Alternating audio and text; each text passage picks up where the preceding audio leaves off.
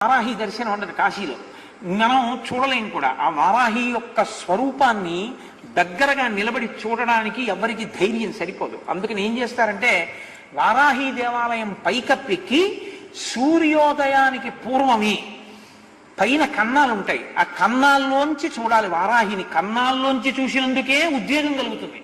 అలా ఉంటుంది ఆవిడ స్వరూపం. లలితా సహస్రంలో చెప్తారే గండనాయకి, ఆవిడ సర్వసైన్యాధ్యక్షురాలు లలితాదేవికి. ఆ వారాహి ఇప్పటికీ కాశీలో తిరుగుతుంది. రాత్రి వేళ లోపలికి వెళ్ళిపోతుంది, తెల్లవారుతుండగా లోపలికి వెళుతుంది. లోపలికి వెళుతుండగానే చీకట్లోనే అర్చకులు అర్చన చేసేసి తలుపులేసి వెళ్ళిపోతారు. ఎవరైనా చూసేవాళ్ళు ఉంటే పైనుంచి ఒకసారి లోపలికి చూసి వెళ్ళిపోతారు అంతే. ఓం శ్రీ మాత్రే నమః. బెంగళూరుకు వచ్చినప్పుడు మల్లేశ్వరం సైడ్గాని వస్తే ఒక్కసారి ఈ వారాహి అమ్మవారి దేవస్థానాన్ని దర్శించండి. మంత్రి మాల్ పక్కనే ఉంటుంది. సబ్స్క్రైబ్ చేయండి. Thank you.